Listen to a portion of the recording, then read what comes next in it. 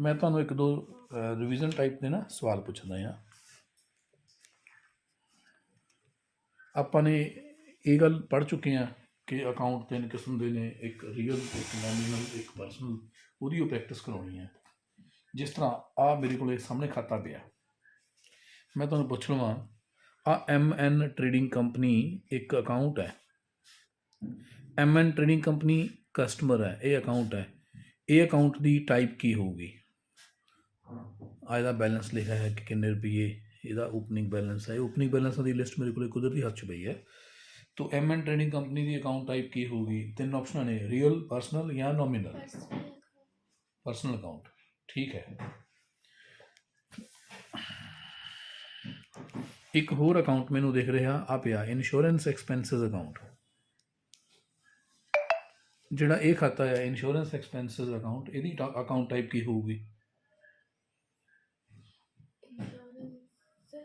ये insurance expenses ये पता की होंदी है, जिदा किसी कंपनी को कोई गड्डी है, वो गड्डी की इंश्योरेंस करवा लेंगे ने, ਜਾਂ कई कंपनियों के विच स्टॉक है, वो स्टॉक की इंश्योरेंस करवा लेंगे ने भी इन केस कि कोई थैफ्ट ना हो जाए, कोई फायर की इंसीडेंट ना लग जाए, तो फिर जे अगर स्टॉक की या जी भी समान की इंश्योरेंस हुई हुई है, जे अगर वो कोई दुर्घटनाग्रस्त नुकसान हो जाता है तो वो नुकसान की फिर भरपाई अपनी घट होंदी है, अपनी नहीं होंदी, आपां इंश्योरेंस कंपनी तो ले लेंगे। ये इंश्योरेंस का की होया, साडा आपां पे करती किश्त साल वास्ते, तो साल वास्ते साडा वो समान जिहदी भी इंश्योरेंस है वो इंश्योर हो गई। तो ये जिहड़े पैसे आपां देते आपां नूं वापस तो मिलते है नहीं गे। जे सानूं तां उहदा की है, मान लो कि मैं अपनी कार की इंश्योरेंस कराई हुई है, वो मान लो मैं 3000 रुपये पेमेंट करती है, वो 1 साल वास्ते वैलिड है। जे 1 साल के कोई नुकसान हो गया, एक्सीडेंट हो गया या कार के कोई प्रॉब्लम आ गई इदां दी जिन्होंने दुर्घटना कह दीए, तो इंश्योरेंस कंपनी आपां नूं उस दा कंपनसेशन दे दूगी जिन्ना साडा उत्ते खर्चा हो गया। तो जे ना कुछ नुकसान होया तो साढ़े 3000 रुपये खर्च हो गए।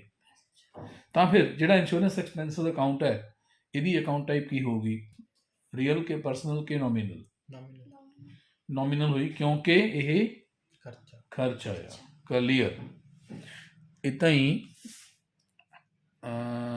होर मैं तुहानूं एक अकाउंट होर एग्जाम्पल दिंदे आ, जिद्दां Tata Ace, battery, computer, furniture, ये 4 खाते ने।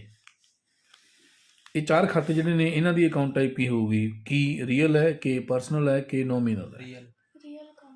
वस्तुआं ने, इसलिए रियल अकाउंट है। Very very very good, clear, ठीक है। तो एक चल होर एक सवाल होर आ गया। एक अकाउंट टाइप हैगी है इत्थे लिखी हुई सेल अकाउंट। सेल का जिहड़ा अकाउंट है उहदी टाइप की होगी? कि वो रियल है, कि पर्सनल है, कि नॉमिनल है?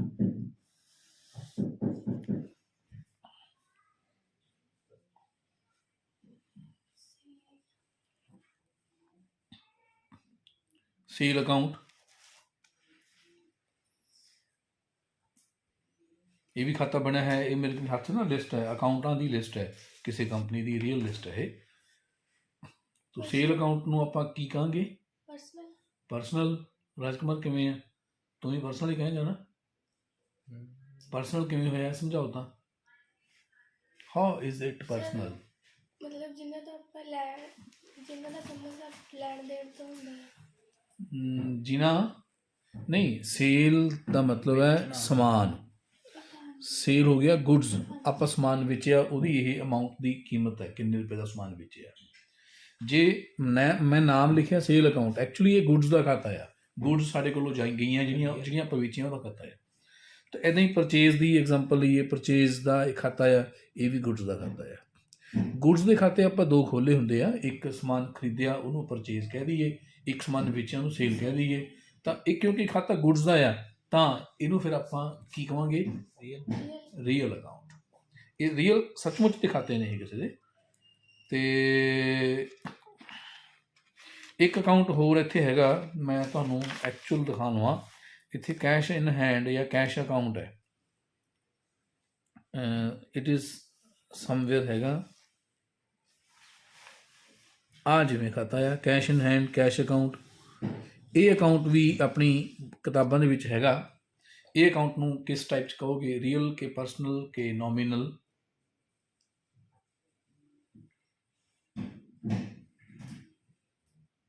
ਕੈਸ਼ ਇਨ ਹੈਂਡ ਜਾਂ ਕੈਸ਼ ਅਕਾਊਂਟ? ਰੀਅਲ। ਰੀਅਲ ਕਿਉਂ ਹੋਇਆ? ਰੀਅਲ ਹੈ ਤਾਂ ਰੀਅਲ ਕਿਉਂ ਹੋਇਆ? ਕੈਸ਼ ਵੀ ਤਾਂ ਰੀਅਲ ਅਕਾਊਂਟ ਕਿਹੜੇ ਹੁੰਦੇ ਨੇ? ਵਸਤੂਆਂ ਦੀ। ਕੈਸ਼ ਵੀ ਤਾਂ ਵਸਤੂ ਹੀ ਹੈ ਨਾ। ਕੈਸ਼ ਨੂੰ ਵੀ ਆਪਾਂ ਕੋਈ ਵਿਅਕਤੀ ਥੋੜੀ ਹੈ, ਨਾ ਹੀ ਇਹ ਨਾਮ ਹੈ ਇਕੱਲਾ। ਰੀਅਲ ਇੱਕ ਥਿੰਗ, ਇੱਕ ਵਸਤੂ ਹੈ। तो कैश अपने को आया या कैश अपने को गया, यानी कैश अपने को अपनी आप मालिक हाँ। तो कैश भी वस्तु है, तो वस्तुओं के अकाउंट ਨੂੰ ਰੀਅਲ ਅਕਾਊਂਟ ਕਹਿੰਦੇ ਆ ਜੀ। ਨੈਕਸਟ ਟੌਪਿਕ ਆਪਾਂ ਸ਼ੁਰੂ ਕਰਦੇ ਹਾਂ, ਉਹ ਹੈ ਡਬਲ। ਉਹਦਾ ਟਾਈਟਲ ਹੈ ਡਬਲ ਐਂਟਰੀ सिस्टम। ਇਹ ਕਿਸ ਬਲਾ ਦਾ ਨਾਮ ਹੈ? ਇਹ ਕੀ ਚੀਜ਼ ਹੈ? ਜਦੋਂ ਆਪਾਂ ਕਿਤਾਬਾਂ ਦੇ ਵਿੱਚ, ਜਦੋਂ ਆਪਾਂ ਅਕਾਊਂਟਸ ਦੇ ਵਿੱਚ ਐਂਟਰੀ ਪਾਉਂਦੇ ਆ, ਆਪਾਂ ਐਂਟਰੀ ਪਾਉਣ ਵਾਸਤੇ ਜਿਹੜੇ ਸਿਸਟਮ ਦੀ ਵਰਤੋਂ ਕਰਦੇ ਆ, ਉਸ ਸਿਸਟਮ ਦਾ ਨਾਮ ਰੱਖਿਆ ਹੈ ਡਬਲ ਐਂਟਰੀ ਸਿਸਟਮ। ਇਹ ਨਾਮ ਕਿਉਂ ਰੱਖਿਆ, ਇਹ ਸਿਸਟਮ ਦਾ ਕੀ ਮਤਲਬ ਹੈ, ਉਹਨੂੰ ਆਪਾਂ ਹੁਣ ਇੱਥੇ ਡਿਸਕਸ ਕਰਨ ਲੱਗੇ ਹਾਂ। ਦੇਖੋ, ਜਦੋਂ ਅਸੀਂ ਕਿਸੇ ਵੀ ਵਿਅਕਤੀ ਨੂੰ ਕੋਈ ਚੀਜ਼ ਦਿੰਦੇ ਆ ਤਾਂ ਉਹਦੇ ਬਦਲੇ ਕੁਝ ਲੈਂਦੇ ਵੀ ਆ ਨਾ। ਜੇ ਮੈਂ ਤੁਹਾਨੂੰ ਪੜ੍ਹਾਇਆ ਤਾਂ ਉਹਦੇ ਬਦਲੇ ਤੁਹਾਡੇ ਤੋਂ ਮੈਂ ਫੀਸ ਵੀ ਲੈ ਰਿਹਾ। ਜੇ ਮੈਂ ਕੋਈ ਸਮਾਨ ਖਰੀਦਿਆ ਉਹਦੇ ਬਦਲੇ ਮੈਨੂੰ ਪੇਮੈਂਟ ਵੀ ਕਰਨੀ ਪੈਣੀ ਹੈ। ਜੇ ਮੈਂ ਕਿਸ ਤੋਂ ਕੋਈ ਕੰਮ ਲਿਆ ਤਾਂ ਮੈਨੂੰ ਉਹਦੇ ਬਦਲੇ ਪੇ ਕਰਨਾ ਪਊਗਾ। ਜੇ ਮੈਂ ਕਿਸ ਨੂੰ ਕੁਝ ਦਿੱਤਾ ਤਾਂ ਉਹਦੇ ਬਦਲੇ ਮੈਨੂੰ ਕੁਝ ਮਿਲੂਗਾ। ਤੋ ਇੱਕ ਕੀ ਗੱਲ ਹੈ ਕਿ ਜਿੰਨੀਆਂ ਵੀ ਬਿਜ਼ਨਸ ਦੇ ਵਿੱਚ ਟ੍ਰਾਂਜੈਕਸ਼ਨਸ ਨੇ, ਹਰ ਟ੍ਰਾਂਜੈਕਸ਼ਨ ਦੇ ਵਿੱਚ ਅਗਰ ਕੋਈ ਆਪਾਂ ਨੂੰ ਬੈਨੀਫਿਟ ਹੁੰਦਾ ਆ ਤਾਂ ਉਹ ਬੈਨੀਫਿਟ ਇਕੱਲਾ ਨਹੀਂ ਹੁੰਦਾ, ਉਹਦੇ ਬਦਲੇ ਆਪਾਂ ਕੁਛ ਉਹਦੀ ਪੇਮੈਂਟ ਵੀ ਕਰਦੇ ਹਾਂ, ਉਹਦੀ ਕੀਮਤ ਅਦਾ ਵੀ ਕਰਦੇ ਹਾਂ, ਉਹਦੀ ਕੀਮਤ ਪੇ ਵੀ ਕਰਦੇ ਹਾਂ। In business for each benefit, business ਦੇ ਵਿੱਚ ਆਪਾਂ ਨੂੰ ਕੋਈ ਵੀ ਇੱਕ ਬੈਨੀਫਿਟ ਹੁੰਦਾ ਆ, we have to pay price of it. ਉਸ ਬੈਨੀਫਿਟ ਦੀ ਆਪਾਂ ਨੂੰ ਕੀਮਤ ਪੇ ਕਰਨੀ ਪੈਂਦੀ ਹੈ। ਤੋ ਜੇ ਆਪਣੇ ਕੋਲ ਕੁਝ ਆਇਆ ਤਾਂ ਆਪਣੇ ਕੋਲੋਂ ਕੁਝ ਜਾਊਗਾ ਵੀ। If we receive something we have to lose something else। ਜੇ ਆਪਣੇ ਕੋਲੇ ਕੁਝ ਆਉਂਦਾ ਹੈ ਤਾਂ ਉਹਦੇ ਬਦਲੇ ਵਿੱਚ ਸਾਡੇ ਕੋਲੋਂ ਕੁਝ ਜਾਂਦਾ ਵੀ ਹੈ। ਤੇ ਬਿਜ਼ਨਸ ਦੇ ਵਿੱਚ ਅਕਾਊਂਟਸ ਵਾਸਤੇ ਜਿਹੜਾ ਇਹ ਮੈਥਡ ਹੈ, ਇਹਨਾਂ ਨੇ ਇਹ ਮੰਨਿਆ ਵੀ ਜੇ ਅਗਰ ਆਪਾਂ 100 ਰੁਪਏ ਦਾ ਸਮਾਨ ਖਰੀਦਿਆ, 100 ਆਪਣੇ ਕੋਲੋਂ ਗਿਆ, 100 ਦਾ ਹੀ ਸਮਾਨ ਆ ਗਿਆ, ਯਾਨੀ amount of benefit received is equal to amount of something given ਜਾਂ gave। ਜਿੰਨੇ ਰੁਪਏ ਦਾ ਆਪਾਂ ਨੂੰ ਬੈਨੀਫਿਟ ਮਿਲਦਾ ਆ, ਉਨੇ ਰੁਪਏ ਦਾ ਹੀ ਆਪਾਂ ਕੁਛ ਨਾ ਕੁਛ ਦਿੰਦੇ ਵੀ ਆ। ਇਹਦੀ ਜਿਹੜੀ ਅਮਾਊਂਟ ਹੈ ਇਹ ਆਲਵੇਜ਼ ਇਕੁਅਲ ਹੁੰਦੀ ਹੈ। ਮੈਨੂੰ ਆਲਵੇਜ਼ ਵਰਡ ਇੰਪੋਰਟੈਂਟ ਕਰਦਾ। ਆਲਵੇਜ਼ ਯਾਨੀ ਅਕਾਊਂਟਿੰਗ ਦਾ ਜਿਹੜਾ ਮੈਥਡ ਆਪਾਂ ਹੁਣ ਯੂਜ਼ ਕਰਾਂਗੇ ਉਹ ਇਹ ਮੰਨ ਕੇ ਬਣਾਇਆ ਗਿਆ ਕਿ ਜੇ ਅਗਰ ਤੁਸੀਂ ਕੋਈ ਸਮਾਨ ਜਾਂ ਕੋਈ ਵਸਤੂ ਜਾਂ ਕੋਈ ਸਰਵਿਸ ਲੈਂਦੇ ਹੋ ਤਾਂ ਫ੍ਰੀ ਨਹੀਂ ਕੁਛ ਵੀ ਮਿਲਦਾ, ਉਹਦੇ ਬਦਲੇ ਆਪਾਂ ਨੂੰ ਕੁਛ ਪੇ ਵੀ ਕਰਨਾ ਪੈਣਾ ਹੈ। ਜੋ ਉਹਦੇ ਬਦਲੇ ਪੇ ਕਰਦੇ ਆ ਉਹ ਵੀ ਰਿਕਾਰਡ ਕਰਦੇ ਆ, ਜੋ ਆਪਾਂ ਨੂੰ ਮਿਲਿਆ ਉਹ ਵੀ ਰਿਕਾਰਡ ਕਰਦੇ ਆ। ਇਸ ਕਰਕੇ ਇਹਨੂੰ ਕਹਿੰਦੇ ਆ ਡਬਲ ਐਂਟਰੀ ਸਿਸਟਮ। ਐਂਟਰੀ ਦੋ ਵਾਰੀ ਹੋਣੀ ਹੈ, ਇੱਕ ਐਂਟਰੀ, ਇੱਕ ਟ੍ਰਾਂਜੈਕਸ਼ਨ ਦੀ ਐਂਟਰੀ ਦੋਨਾਂ ਖਾਤਿਆਂ 'ਚ ਪੈਣੀ ਆ। ਤੋ ਵੀ record both aspects of the transaction। ਜਿੰਨੀਆਂ ਵੀ ਟ੍ਰਾਂਜੈਕਸ਼ਨਸ ਵਾਪਰਦੀਆਂ ਨੇ ਬਿਜ਼ਨਸ ਦੇ ਵਿੱਚ, ਉਹਨਾਂ ਹਰ ਟ੍ਰਾਂਜੈਕਸ਼ਨ ਦੇ ਦੋ ਪਹਿਲੂ ਨੇ, ਦੋਨਾਂ ਪਹਿਲੂ ਨੂੰ ਰਿਕਾਰਡ ਕੀਤਾ ਜਾਂਦਾ ਆ। ਔਰ ਇਸੇ ਕਰਕੇ ਇਸ ਸਿਸਟਮ ਨੂੰ ਆਪਾਂ ਕਹਿੰਦੇ ਹਾਂ double entry system. This system is used universally. ਮਤਲਬ ਕਿ ਇਹ ਸਿਸਟਮ ਇਹ ਨਹੀਂ ਕਿ ਇਕੱਲਾ ਮੈਂ ਹੀ ਯੂਜ਼ ਕਰਦਾ ਹਾਂ ਜਾਂ ਇਕੱਲਾ ਇੰਡੀਆ 'ਚ ਯੂਜ਼ ਹੁੰਦਾ ਆ, ਯੂਨੀਵਰਸਲੀ ਇਹੀ ਸਿਸਟਮ ਯੂਜ਼ ਹੁੰਦਾ ਹੈ।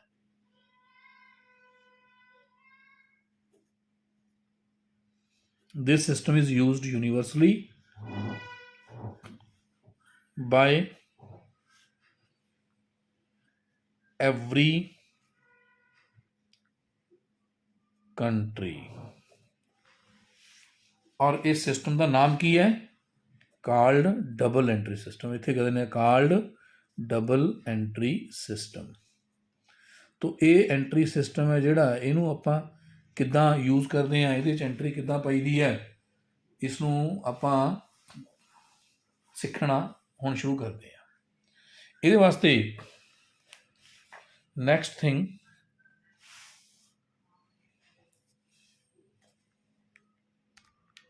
ਕਰਨ ਵਾਲੀ ਹੈ, ਜਿੱਦਾਂ ਮੈਥਮੈਟਿਕਸ 'ਚ ਹਿਸਾਬ 'ਚ ਜਾਂ ਆਮ ਜਨਰਲ ਅਰਥਮੈਟਿਕਸ ਦੇ ਵਿੱਚ ਦੋ ਸਾਈਨ ਯੂਜ਼ ਹੁੰਦੇ ਨੇ, ਇੱਕ ਹੁੰਦਾ ਪਲੱਸ ਤੇ ਇੱਕ ਮਾਈਨਸ। ਪਲੱਸ ਮਤਲਬ ਆਪਣੇ ਕੋਲ ਜੁੜ ਗਿਆ, ਮਾਈਨਸ ਮਤਲਬ ਆਪਣੇ ਕੋਲ ਘਟ ਗਿਆ। ਪਲੱਸ ਜੁੜ ਗਿਆ, ਮਾਈਨਸ ਘਟ ਗਿਆ। ਇਹ ਹਿਸਾਬ ਦੇ ਵਿੱਚ ਜਿਹੜੇ ਇਹ ਦੋ ਸਿੰਬਲਸ ਨੇ, ਇਹਦੀ ਜਗ੍ਹਾ 'ਤੇ ਅਕਾਊਂਟਸ ਦੇ ਵਿੱਚ ਆਪਾਂ ਇੱਦਾਂ ਦੇ ਹੀ ਦੋ ਸਿੰਬਲ ਯੂਜ਼ ਕਰਦੇ ਹਾਂ, ਦੋ ਆਪਾਂ ਨਾਮ ਯੂਜ਼ ਕਰਦੇ ਹਾਂ। One is called debit and second is called credit. ਤੋ ਡੈਬਿਟ ਐਂਡ ਕ੍ਰੈਡਿਟ ਕੀ ਨੇ, ਇਹਦੇ ਬਾਰੇ ਮੈਂ ਤੁਹਾਨੂੰ ਹੁਣ ਸਮਝਾਉਣ ਲੱਗਿਆ ਹਾਂ।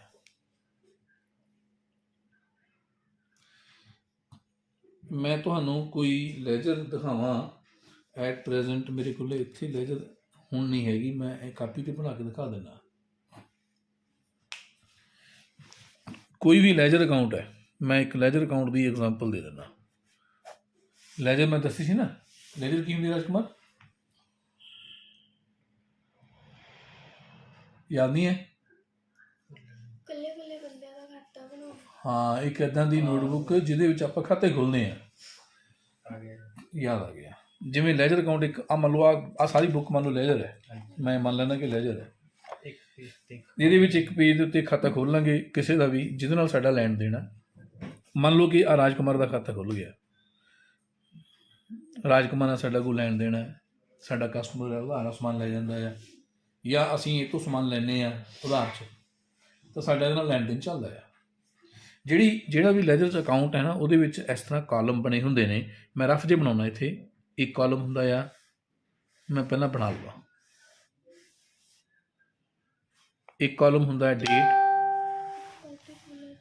Yes very good. ਦੂਸਰਾ ਹੈਗਾ ਆ ਪਾਰਟੀਕੂਲਰਸ, ਮਤਲਬ ਵਿਵਰਨ ਜਾਂ ਵੇਰਵਾ। Debit, credit, balance. ਇਹਦੇ ਵਿਚਾਲੇ ਇੱਕ ਕਾਲਮ ਹੋਰ ਹੁੰਦਾ ਹੈ ਬੈਲੈਂਸ ਦੇ ਵਿੱਚ, DR/CR। ਐ ਮੰਨ ਲਓ ਕਿ ਇੱਥੋਂ ਸ਼ੁਰੂ ਹੋਈ ਲੈਜਰ, ਆ ਨਾਲ ਜੋੜ ਲਓ, ਇਹਦੇ ਇਕੱਠੇ ਹੀ ਹੈ।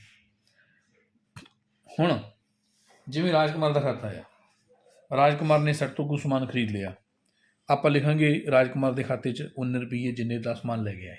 ਖਾਤੇ 'ਚ ਲਿਖਣਾ ਨਾ। ਤੂੰ ਰਾਜਕੁਮਾਰ ਦਾ ਖਾਤਾ ਖੋਲ੍ਹਿਆ, ਮੰਨ ਲੈਂਦੇ ਹਾਂ, ਮੈਂ ਐਗਜ਼ਾਮਪਲ ਲੈ ਲੈਂਦਾ। ਮੇਰੀ ਐਗਜ਼ਾਮਪਲ ਇਹ ਹੈ,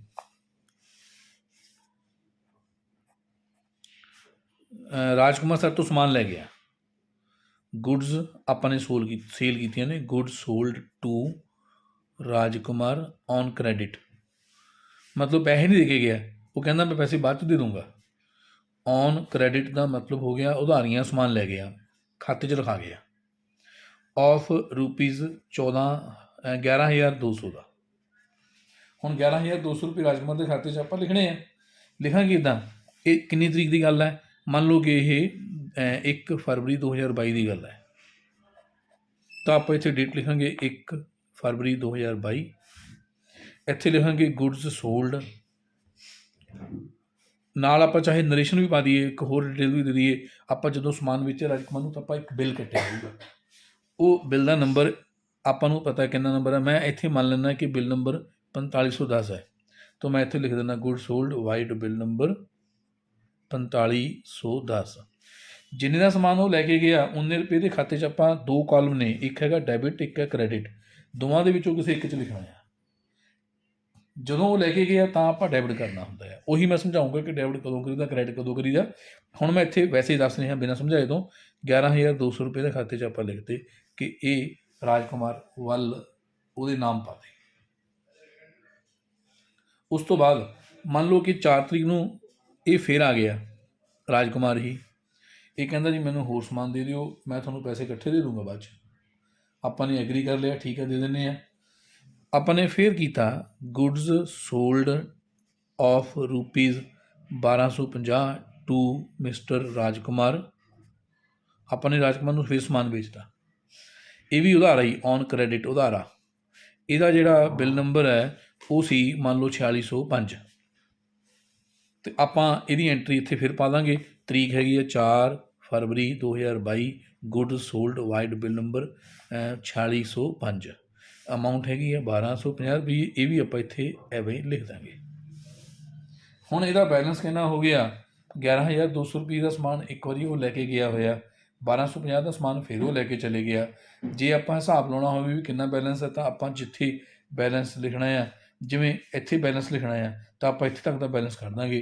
11 ਅਤੇ 1 12,450 ਰੁਪਏ ਬਣ ਗਏ। ਇੱਥੇ ਆਪਾਂ ਲਿਖ ਦਾਂਗੇ 12,450 ਰੁਪਏ। ਇਹ ਤੋਂ ਡੈਬਿਟ ਹੈ, ਯਾਨੀ ਕਿ ਡੈਬਿਟ ਵਾਲਾ ਪਾਸਾ ਵੱਡਾ ਆ।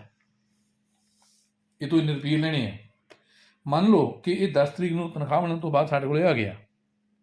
10/2/22 ਨੂੰ ਇਹ ਕਹਿੰਦਾ ਜੀ ਮੈਂ ਪੈਸੇ ਦੇਣੇ ਸੀਗੇ, ਤੁਸੀਂ ਮੇਰੇ ਪੈਸਿਆਂ 'ਚੋਂ 10,000 ਰੁਪਏ ਜਮ੍ਹਾਂ ਕਰ ਲਓ, ਬਾਕੀ ਮੈਂ ਫਿਰ ਅਗਲੇ ਮਹੀਨੇ ਦੇ ਦੂੰਗਾ।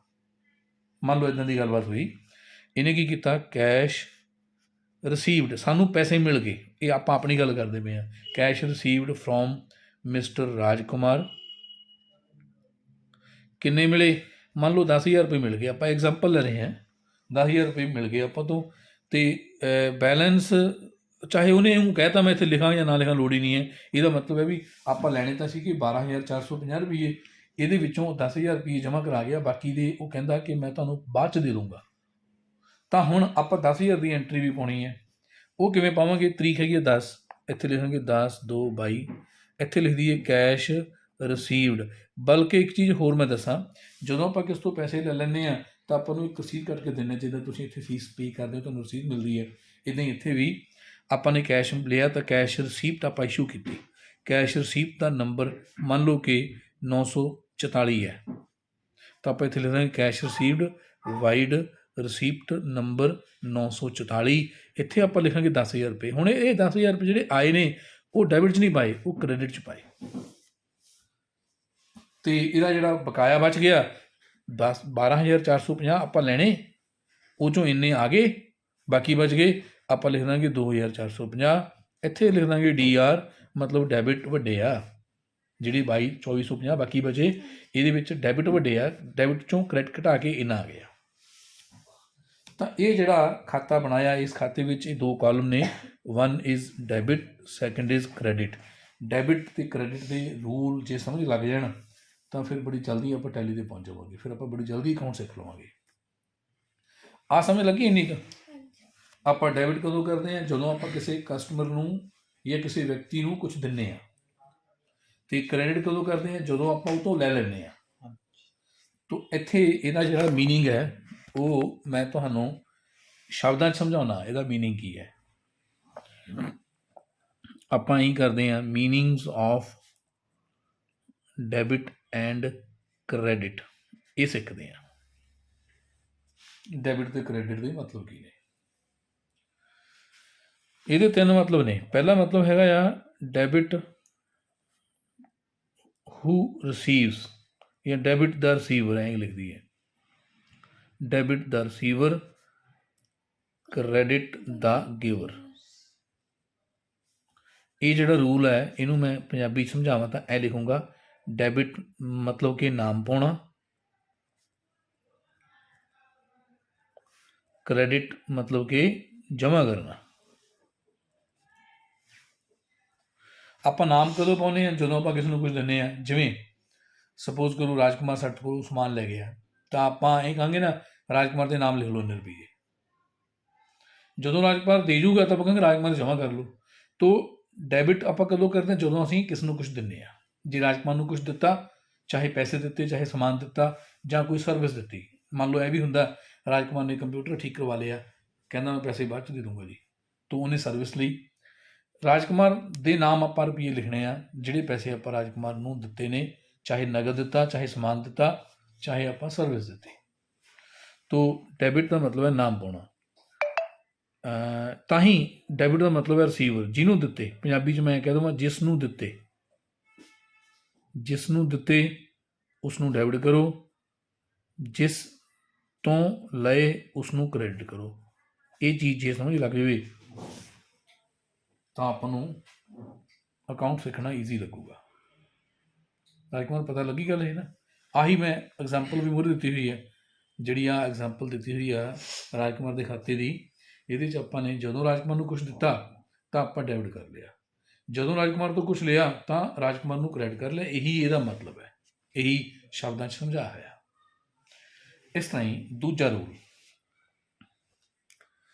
ਰੂਲ ਹੈ, ਇਹ ਪਹਿਲਾ ਰੂਲ ਸੀ, ਮੈਨੂੰ ਲਿਖ ਦਿੰਦੇ ਰੂਲ 1 ਇੱਦਾਂ ਹੀ, ਜਾਂ ਮੀਨਿੰਗ ਨੇ, ਇਹ ਪਹਿਲਾ ਮੀਨਿੰਗ ਹੈ, ਦੂਜਾ ਮੀਨਿੰਗ ਹੈ। ਡੈਬਿਟ ਦਾ ਅਤੇ ਕ੍ਰੈਡਿਟ ਦਾ ਦੂਜਾ ਅਰਥ ਜਾਂ ਦੂਜਾ ਮੀਨਿੰਗ ਜਾਂ ਦੂਜਾ ਰੂਲ ਇਹ ਹੈ, debit what comes in, credit what goes out। ਇਸ ਦਾ ਮਤਲਬ ਹੈ ਇਹ ਜਿਹੜਾ ਰੂਲ ਹੈ ਸੈਕਿੰਡ, what ਮਤਲਬ ਵਸਤੂ, ਇਹ ਰੂਲ ਪਰਸਨਲ ਨਹੀਂ, ਰੀਅਲ ਅਕਾਊਂਟਸ 'ਤੇ ਲਾਗੂ ਹੁੰਦਾ ਹੈ। ਜਿਹੜਾ ਪਹਿਲਾ ਰੂਲ ਸੀ ਇਹ ਲਾਗੂ ਹੁੰਦਾ ਹੈ ਪਰਸਨਲ ਅਕਾਊਂਟਸ ਦੇ ਉੱਤੇ। ਵਿਅਕਤੀ ਹੈ ਤਾਂ ਉਹਦੇ ਨਾਲ ਆਪਾਂ ਦੇਖਾਂਗੇ ਕਿ ਵਿਅਕਤੀ ਤੋਂ ਆਪਾਂ ਨੂੰ ਕੁਝ ਆ ਰਿਹਾ ਕਿ ਜਾ ਰਿਹਾ। ਜੇ ਵਿਅਕਤੀ ਜਿਹਦੇ ਨਾਲ ਸਾਡਾ ਲੈਣ ਦੇਣ ਹੋ ਰਿਹਾ, ਜੇ ਅਸੀਂ ਉਹਨੂੰ ਕੁਝ ਦੇ ਰਹੇ ਹਾਂ ਤਾਂ ਡੈਬਿਟ ਕਰੋ, ਜੇ ਅਸੀਂ ਉਹ ਤੋਂ ਕੁਝ ਲੈ ਰਹੇ ਹਾਂ ਤਾਂ ਕ੍ਰੈਡਿਟ ਕਰੋ।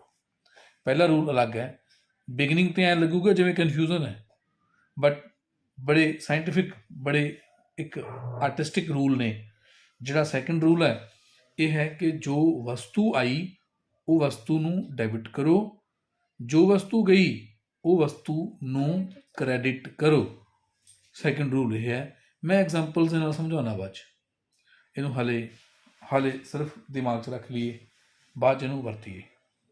ਮੈਂ ਤੀਸਰਾ ਰੂਲ ਵੀ ਦੱਸ ਦੇਵਾਂ, ਰੂਲ 3, ਇਹਦੇ 'ਚ ਹੈਗਾ debit all expenses and losses, credit all incomes and profits। ਜਿੰਨੇ ਵੀ ਖਰਚੇ ਨੇ ਜਾਂ ਘਾਟੇ ਨੇ ਉਹਨਾਂ ਨੂੰ ਕਰੋ ਡੈਬਿਟ, ਜਿੰਨੀ ਵੀ ਇਨਕਮਸ ਨੇ ਜਾਂ ਪ੍ਰੋਫਿਟਸ ਉਹਨਾਂ ਨੂੰ ਕਰੋ ਕ੍ਰੈਡਿਟ। ਹੁਣ ਇਹ ਰੂਲ ਸਮਝਣ ਵਾਸਤੇ ਆਪਾਂ ਅਗਲੇ ਪੇਜ 'ਤੇ ਟਰਾਈ ਕਰਦੇ ਹਾਂ, ਥੋੜ੍ਹੀ ਜਿਹੀਆਂ ਐਗਜ਼ਾਮਪਲਸ ਲੈਂਦੇ ਹਾਂ। ਆਪਾਂ ਅੱਜ 2 ਗੱਲਾਂ ਸਿੱਖੀਆਂ। ਪਹਿਲੀ ਗੱਲ ਸਿੱਖੀ ਡਬਲ ਐਂਟਰੀ ਸਿਸਟਮ, ਕਿ ਹਰ ਟ੍ਰਾਂਜੈਕਸ਼ਨ ਨੂੰ, ਹਰ ਘਟਨਾ ਨੂੰ ਜਦੋਂ ਤੁਸੀਂ ਕਿਤਾਬਾਂ 'ਚ ਰਿਕਾਰਡ ਕਰਨਾ ਆ ਤਾਂ ਉਹਦੀ ਐਂਟਰੀ 2 ਖਾਤਿਆਂ 'ਚ ਪੈਣੀ ਹੈ। ਦੂਜੀ ਗੱਲ ਆਪਾਂ ਸਿੱਖ ਲਈ ਡੈਬਿਟ ਅਤੇ ਕ੍ਰੈਡਿਟ ਦੇ ਮੀਨਿੰਗਸ। ਇਹ ਦੋਨੇ ਗੱਲਾਂ ਇਕੱਠੀਆਂ ਇੱਥੇ ਐਗਜ਼ਾਮਪਲ 'ਚ ਆਉਣਗੀਆਂ। ਜਿਵੇਂ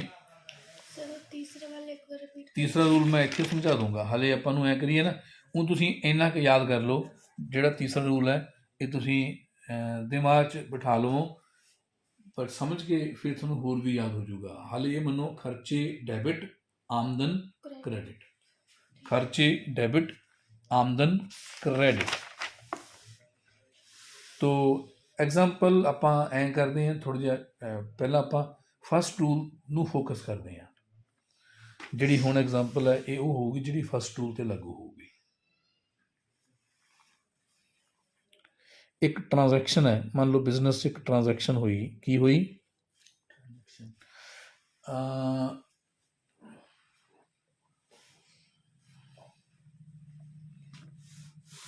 ਮੰਨ ਲਓ ਮੈਨੂੰ ਚੈੱਕ ਦੇ ਦੁਆਰਾ ਮੈਨੂੰ ਰਾਜਕੁਮਾਰ ਤੋਂ 2000 ਰੁਪਏ ਵਾਪਸ ਆ ਗਏ। ਯਾਨੀ ਕਿ ਰਾਜਕੁਮਾਰ, ਐਂ ਕਹਿੰਦੇ ਆ ਜਦੋਂ ਨਾ ਆਪਾਂ ਬਿਜ਼ਨਸ ਐਂਟਰੀ ਲਿਖਦੇ ਹਾਂ ਉਦੋਂ ਆਪਾਂ ਆਪਣੀ ਤਰਫੋਂ ਲਿਖਾਂਗੇ ਕਿ ਸਾਨੂੰ ਇਹ ਮਿਲਿਆ, ਤਾਂ ਆਪਾਂ ਲਿਖੀਏ ਰਿਸੀਵਡ, ਰਾਜਕੁਮਾਰ ਨੇ ਪੇ ਕੀਤੇ ਨੇ। ਐਂ ਵੀ ਕਹਿ ਸਕਦੇ ਰਾਜਕੁਮਾਰ ਪੇਡ, ਆਪਾਂ ਕਹਾਂਗੇ ਰਿਸੀਵਡ। ਮੈਂ ਇਹਨੂੰ ਐਂ ਲਿਖੂੰਗਾ ਰਿਸੀਵਡ ਫਰੋਮ ਰਾਜਕੁਮਾਰ ਰੁਪੀਜ਼। ਉਹ ਤੋਂ ਆਪਾਂ ਮੰਨ ਲੈਂਦੇ ਐਗਜ਼ਾਮਪਲ ਕਿ ਰਾਜਕੁਮਾਰ ਤੋਂ 2450 ਰੁਪਏ ਲੈਣੇ ਸੀ ਨਾ, ਤਾਂ ਪਿਛਲੀ ਐਗਜ਼ਾਮਪਲ ਜਿਵੇਂ ਸੀ ਕਿ ਰਾਜਕੁਮਾਰ ਤੋਂ 2450 ਰੁਪਏ ਲੈਣੇ ਆ, ਤਾਂ ਰਾਜਕੁਮਾਰ ਤੋਂ received from Rajkumar rupees 2450 by Google Pay. ਉਹਨੇ ਆਪਾਂ ਨੂੰ ਗੂਗਲ ਪੇ ਕਰਤੇ 2450 ਰੁਪਏ। ਤੇ ਗੂਗਲ ਪੇ ਦਾ ਕੀ ਮਤਲਬ ਹੋਇਆ? ਰਾਜਕੁਮਾਰ ਦੇ ਖਾਤੇ 'ਚ ਪੈਸੇ ਸੀਗੇ, ਰਾਜਕੁਮਾਰ ਨੇ ਆਪਣੇ ਬੈਂਕ ਦੇ ਖਾਤੇ 'ਚੋਂ ਰੁਪਏ ਮੇਰੇ ਖਾਤੇ 'ਚ ਟ੍ਰਾਂਸਫਰ ਕਰਤੇ। ਇਹੀ ਹੈ ਨਾ। ਗੂਗਲ ਪੇ ਤਾਂ ਇੱਕ ਐਪ ਹੈ, ਉਹ ਕੀ ਕਰਦੀ ਹੈ, ਜਦੋਂ ਮੈਂ ਗੂਗਲ ਪੇ ਰਾਹੀਂ ਕਿਸ ਨੂੰ ਪੈਸੇ ਭੇਜਣੇ ਹੋਣਗੇ ਤਾਂ ਮੇਰੇ ਖਾਤੇ 'ਚੋਂ ਪੈਸੇ ਘਟਣਗੇ ਔਰ ਜਿਹਨੂੰ ਮੈਂ ਪੇ ਕਰ ਰਿਹਾ ਉਹਦੇ ਖਾਤੇ 'ਚ ਜਮ੍ਹਾਂ ਹੋ ਜਾਣਗੇ। ਹੁਣ ਇੱਥੇ ਕੀ ਹੋਇਆ, ਰਾਜਕੁਮਾਰ ਨੇ ਮੈਨੂੰ 2450 ਰੁਪਏ ਗੂਗਲ ਪੇ ਕਰਤੇ। ਤਾਂ ਇਹਦਾ ਮਤਲਬ ਕੀ ਆ, ਮੇਰਾ ਗੂਗਲ ਪੇ ਚੱਲਦਾ ਆ, ਤਾਂ ਮੇਰਾ ਜਿਹੜਾ ਗੂਗਲ ਪੇ ਇਹਨੂੰ ਜੀਪੇ ਲਿਖ ਦਿੰਦੇ ਆ। ਜੀਪੇ 'ਚ ਮਾਈ ਅਕਾਊਂਟ ਇਜ਼, ਮੈਂ ਸੈੱਟ ਕੀਤਾ ਹੋਇਆ ਮੇਰਾ ਯੈਸ ਬੈਂਕ ਦੇ ਵਿੱਚ ਅਕਾਊਂਟ ਹੈ, ਤਾਂ ਮੇਰੇ ਯੈਸ ਬੈਂਕ ਵਾਲੇ ਖਾਤੇ ਵਿੱਚ ਪੈਸੇ ਜਮ੍ਹਾਂ ਹੋ ਗਏ। ਮਤਲਬ ਇਹ ਹੋ ਗਿਆ we received rupees 2450 received from ਰਾਜਕੁਮਾਰ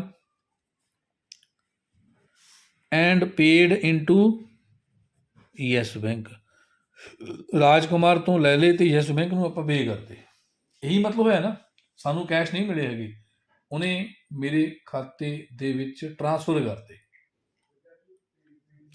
ਤਾਂ ਇੱਥੇ ਹੁਣ ਕੀ ਹੋਇਆ, ਰਾਜਕੁਮਾਰ ਤੋਂ ਪੈਸੇ ਆਪਾਂ ਨੂੰ ਆਏ ਨੇ। ਰਾਜਕੁਮਾਰ ਕੌਣ ਹੋਇਆ? ਰਾਜਕੁਮਾਰ ਹੋਇਆ ਗਿਵਰ, ਇਹ ਦੇਣ ਵਾਲਾ ਆ। ਇਹ ਪੈਸੇ ਲੈ ਕੌਣ ਗਿਆ? ਮੇਰੇ ਕੋਲ ਤਾਂ ਆਏ ਹੈ ਨਹੀਂ ਗੇ, ਮੇਰੇ ਖਾਤੇ 'ਚ ਹੀ ਪਏ ਨੇ। ਹਾਲਾਂਕਿ ਮੈਂ ਜਦੋਂ ਮਰਜ਼ੀ ਕਢਾ ਸਕਦਾ, ਮੈਂ ਯੂਜ਼ ਕਰ ਸਕਦਾ ਹਾਂ। ਇਹ ਨਹੀਂ ਕਿ ਮੇਰੇ ਕੋਲ ਨਹੀਂ ਆਏ, ਮੇਰੇ ਕੋਲ ਆਏ ਨੇ, ਬਟ ਕੈਸ਼ ਨਹੀਂ ਆਇਆ ਹੈਗਾ, ਮੇਰੇ ਖਾਤੇ ਜਮ੍ਹਾਂ ਹੋ ਗਏ। ਇਹ ਪੈਸੇ ਚਲੇ ਗਏ ਯੈਸ ਬੈਂਕ ਨੂੰ, ਯੈਸ ਬੈਂਕ ਲੈ ਗਿਆ। ਯੈਸ ਬੈਂਕ ਕੌਣ ਹੈ? ਆਪਾਂ ਇਹ ਕਹਿ ਦਈਏ ਇਹ ਗਿਵਰ ਹੈ, ਤੇ ਇਹ ਹੋ ਗਿਆ ਰਿਸੀਵਰ। ਰਿਸੀਵਰ ਮੈਨੇ ਪ੍ਰਾਪਤ ਕਰਨ ਵਾਲਾ, ਪੈਸੇ ਕਿੱਥੇ ਚਲੇ ਗਏ? ਯੈਸ ਬੈਂਕ 'ਚ। ਦੇਣ ਵਾਲਾ ਕੌਣ ਹੈ? ਰਾਜਕੁਮਾਰ।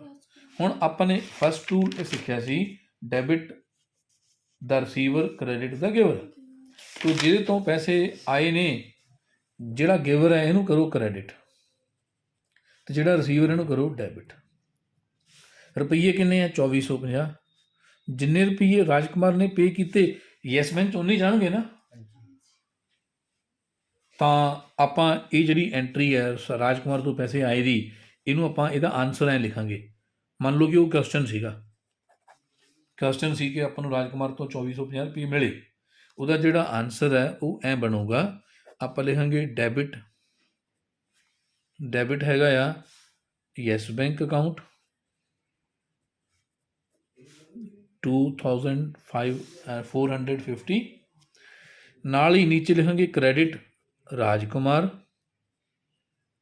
ਅਕਾਊਂਟ, ਅਮਾਊਂਟ ਸੇਮ ਆਊਗੀ। ਤੋ ਜਦੋਂ ਅਸੀਂ ਕੋਈ ਕੁਐਸਚਨ ਮੈਂ ਇਹਨੂੰ ਆਪਾਂ ਕਹੂੰਗਾ ਕੁਐਸਚਨ, ਮੈਂ ਇੱਦਾਂ ਤੁਹਾਨੂੰ ਕੁਐਸਚਨ ਅੱਗੇ ਦਿਆ ਕਰੂੰਗਾ।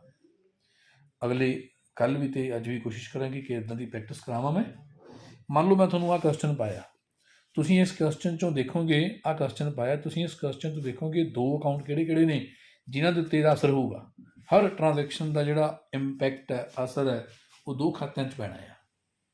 ਇੱਕ ਖਾਤੇ ਵਿੱਚ ਆਪਾਂ ਨੂੰ ਕੁਛ ਆਇਆ, ਦੂਜੇ 'ਚੋਂ ਕੁਛ ਚਲੇ ਗਿਆ। ਤੋ 2 ਖਾਤਿਆਂ ਵਿੱਚੋਂ ਰੂਲ ਜਿਹੜੇ ਮੈਂ ਤੁਹਾਨੂੰ ਪੜ੍ਹਾਏ ਨੇ ਉਹ ਇਸ ਤਰੀਕੇ ਨਾਲ ਨੇ ਕਿ ਆਪਣੇ ਆਪ ਹੀ ਇੱਕ ਖਾਤਾ ਡੈਬਿਟ ਹੋਊਗਾ ਅਤੇ ਦੂਜਾ ਅਕਾਊਂਟ ਕ੍ਰੈਡਿਟ ਹੋਊਗਾ। ਜਿਵੇਂ ਇਹਦੇ ਵਿੱਚ ਰੂਲ ਸੀ ਡੈਬਿਟ ਦਾ ਰਿਸੀਵਰ, ਤਾਂ ਰਿਸੀਵਰ ਹੈਗਾ ਯੈਸ ਬੈਂਕ, ਤਾਂ ਯੈਸ ਬੈਂਕ ਨੂੰ ਡੈਬਿਟ ਕਰਤਾ।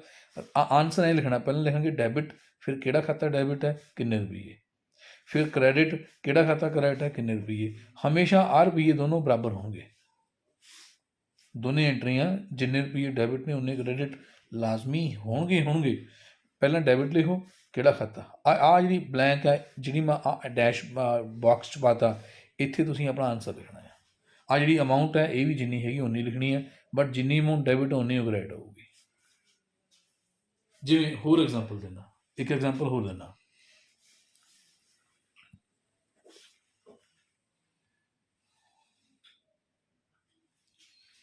ਹੁਣ ਜਿਹੜੀ ਐਗਜ਼ਾਮਪਲ ਦਊਂਗਾ ਉਹਦੇ ਵਿੱਚ ਆਪਾਂ ਨੂੰ 2 ਖਾਤੇ ਮਿਕਸ ਹੋ ਜਾਣੇ ਆ। ਮੈਂ ਐਗਜ਼ਾਮਪਲ ਦੇ ਰਿਹਾ, goods sold to Rajkumar of rupees 17,620। Rajkumar ਨੇ ਸਮਾਨ ਸਾਰਾ ਕਢਵਾ ਲਿਆ, ਉਹਦੀ ਬਿੱਲ ਬਣ ਗਿਆ 17,620। ਆਪਾਂ ਬਿੱਲ ਕੱਟਤਾ, ਬਿੱਲ ਦਾ ਨੰਬਰ ਮੰਨ ਲਓ 4719 ਹੈ। ਤਾਂ ਹੁਣ ਇਹ ਔਨ ਕ੍ਰੈਡਿਟ, ਯਾਨੀ ਕਿ ਐਂ ਕਹਿ ਗਿਆ ਰਾਜਕੁਮਾਰ ਕਿ ਮੈਂ ਪੈਸੇ ਤੁਹਾਨੂੰ ਟ੍ਰਾਂਸਫਰ ਕਰ ਦੂੰਗਾ, ਬਾਅਦ 'ਚ ਦੇ ਦੂੰਗਾ। ਫਿਲਹਾਲ ਉਹ ਨਗਦ ਪੈਸੇ ਦੇ ਕੇ ਨਹੀਂ ਗਿਆ, ਤਾਂ ਫਿਰ ਇਹਦੀ ਐਂਟਰੀ ਆਪਾਂ ਕਿਵੇਂ ਪਾਈਏ? ਪੈਸੇ ਨਗਦ ਨਹੀਂ ਦੇ ਕੇ ਗਿਆ ਤਾਂ ਇਹਦੀ ਐਂਟਰੀ ਆਪਾਂ ਕਿਵੇਂ ਪਾਈਏ? ਮੈਂ ਦੱਸਾਂ, ਆਪਾਂ ਇਸ 'ਚੋਂ ਵੀ ਦੋ ਆਨਸਰ ਲੱਭਣੇ ਆ, ਦੋ ਰਕਮਾਂ ਲੱਭਣੀਆਂ ਨੇ ਜਾਂ ਦੋ ਚੀਜ਼ਾਂ ਲੱਭਣੀਆਂ ਨੇ, ਡੈਬਿਟ ਕੀ ਆ, ਕ੍ਰੈਡਿਟ ਕੀ ਆ। ਲਾਜ਼ਮੀ ਹਰ ਟ੍ਰਾਂਜੈਕਸ਼ਨ 'ਚ ਕੋਈ ਇੱਕ ਖਾਤਾ ਡੈਬਿਟ ਹੋਊਗਾ, ਦੂਜਾ ਕ੍ਰੈਡਿਟ ਹੋਊਗਾ। ਤਾਂ ਇਹਦੇ 'ਚੋਂ ਡੈਬਿਟ ਕ੍ਰੈਡਿਟ ਕੀ ਹੋਊਗਾ? ਜਰਾ ਸੋਚ ਕੇ ਦੇਖਿਓ, ਰਾਜਕੁਮਾਰ ਨੂੰ ਆਪਾਂ ਨੇ 17,620 ਦਾ ਸਮਾਨ ਵੇਚਤਾ। ਰਾਜਕੁਮਾਰ ਪਰਸਨਲ ਅਕਾਊਂਟ ਹੈ, ਰਾਜਕੁਮਾਰ ਪੈਸੇ ਸਮਾਨ ਲੈ ਗਿਆ ਸਾਡੇ ਤੋਂ, ਪੈਸੇ ਦੇ ਕੇ ਨਹੀਂ ਗਿਆ, ਸਮਾਨ ਲੈ ਗਿਆ। ਤਾਂ ਰਾਜਕੁਮਾਰ ਕੀ ਹੋਇਆ? ਕ੍ਰੈਡਿਟ। ਇਹਨੂੰ ਆਪਾਂ ਕਹਾਂਗੇ ਇਹ ਰਿਸੀਵਰ ਹੈ, ਇਹ ਲੈਣ ਵਾਲਾ ਆ। ਆਪਾਂ ਇਹਨੂੰ ਦਿੱਤੇ ਨੇ ਤਾਂ ਇਹ ਲੈਣ ਵਾਲਾ ਆ। ਰੂਲ ਕਹਿੰਦਾ ਕਿ ਡੈਬਿਟ ਦਾ ਰਿਸੀਵਰ, ਜਿਹੜਾ ਰਿਸੀਵਰ ਉਹਨੂੰ ਡੈਬਿਟ ਕਰੋ। ਤਾਂ ਆਪਾਂ ਨੂੰ ਇੱਥੋਂ ਆਨਸਰ ਮਿਲ ਜਾਣਾ ਚਾਹੀਦਾ ਆ। ਹਾਲੇ ਮੈਂ ਪ੍ਰੈਕਟਿਸ ਕਰਵਾ ਰਿਹਾ, ਹੌਲੀ ਹੌਲੀ ਤੁਹਾਡੇ ਦਿਮਾਗ 'ਚ ਆਪੇ ਆਉਣਾ ਚਾਹੀਦਾ ਆ ਕਿ ਇਹ 'ਚ ਕੀ ਆ। ਰਾਜਕੁਮਾਰ ਨੂੰ ਆਪਾਂ ਕੁਛ ਦਿੱਤਾ ਆ। ਜਦੋਂ ਕਿਸੇ ਟ੍ਰਾਂਜੈਕਸ਼ਨ 'ਚ ਅਸੀਂ ਕਿਸੇ ਵਿਅਕਤੀ ਨੂੰ ਕੁਛ ਦੇ ਰਹੇ ਹਾਂ ਤਾਂ ਉਸ ਵਿਅਕਤੀ ਜਿਹਨੂੰ ਦੇ ਰਹੇ ਹਾਂ ਉਹਨੂੰ ਡੈਬਿਟ ਕਰਨਾ ਹੈ।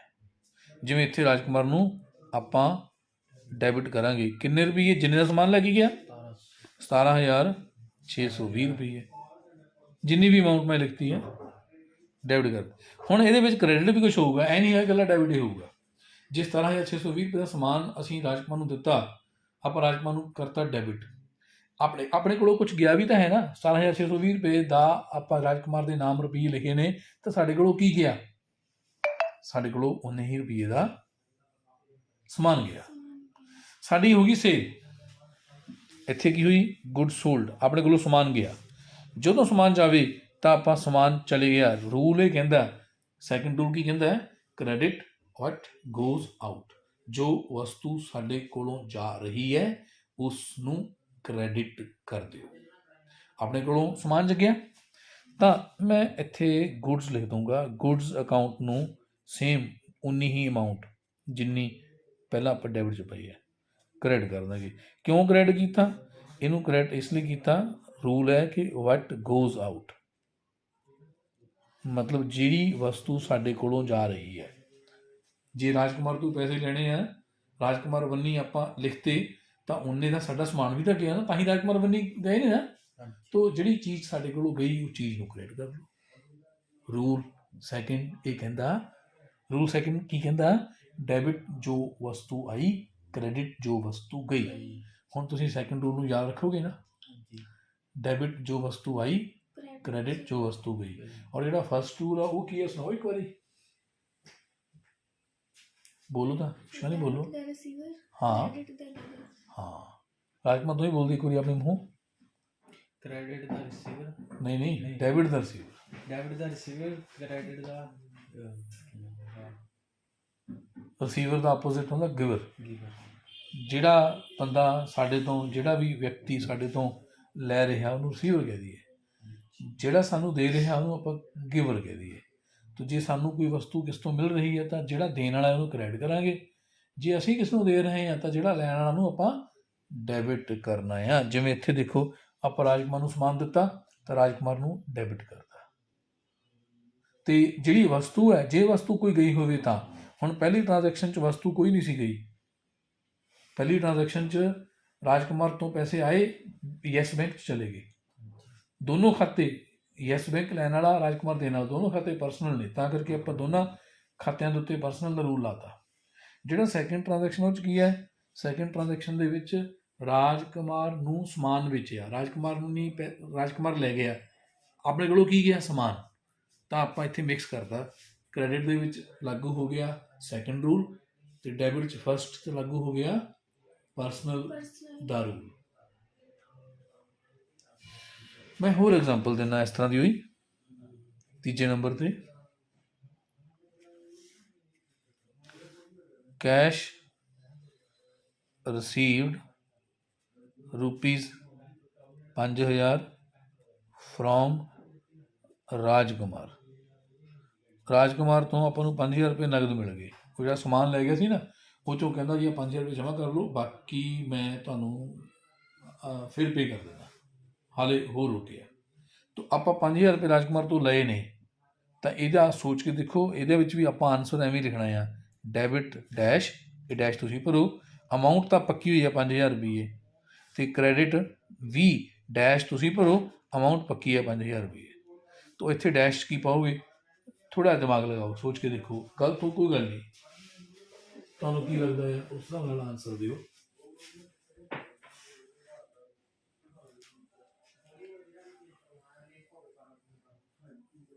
ਕੈਸ਼ 5000 ਰੁਪਏ ਰਿਸੀਵ ਹੋਏ ਨੇ ਰਾਜਕੁਮਾਰ ਤੋਂ ਆਪਣੇ ਕੋਲੇ ਕੁਛ ਆਇਆ ਕਿ ਕੁਛ ਗਿਆ? ਸਰ ਆਇਆ ਕੀ ਆਇਆ? ਕੈਸ਼। ਕੈਸ਼ ਆਇਆ। ਤੇ ਜਿਹੜੀ ਵਸਤੂ ਆਈ ਹੋਵੇ, ਕੈਸ਼ ਵੀ ਵਸਤੂ ਹੀ ਹੈ, ਉਹ ਡੈਬਿਟ ਜਿਹੜੀ ਵਸਤੂ ਆਈ ਹੋਵੇ ਉਹਨੂੰ ਡੈਬਿਟ ਕਰੋ, ਤਾਂ ਆਪਾਂ ਡੈਬਿਟ 'ਚ ਲਿਖ ਦੇਵਾਂਗੇ ਕੈਸ਼। ਕੈਸ਼। ਇਹ ਕੈਸ਼ ਖਾਤਾ ਡੈਬਿਟ ਕਰਤਾ, 5000 ਰੁਪਏ ਸਾਨੂੰ ਕੈਸ਼ ਮਿਲ ਗਏ। ਤੇ ਆਪਣੇ ਕੋਲੋਂ ਕੁਛ ਗਿਆ ਵੀ ਹੈ, ਕੈਸ਼ ਆਇਆ, ਗਿਆ ਤਾਂ ਕੁਛ ਵੀ ਹੈ ਨਹੀਂਗਾ, ਹਾਂਜੀ। ਗਿਆ ਨਹੀਂ ਕੁਛ ਵੀ। ਚਲੋ ਇਹ ਕੈਸ਼ ਆਇਆ ਕਿੱਥੋਂ ਆ ਫਿਰ? ਜੋ ਰਾਜਕੁਮਾਰ ਦਾ ਮਤਲਬ ਰਾਜਕੁਮਾਰ ਤੋਂ ਆਇਆ। ਹਾਂਜੀ।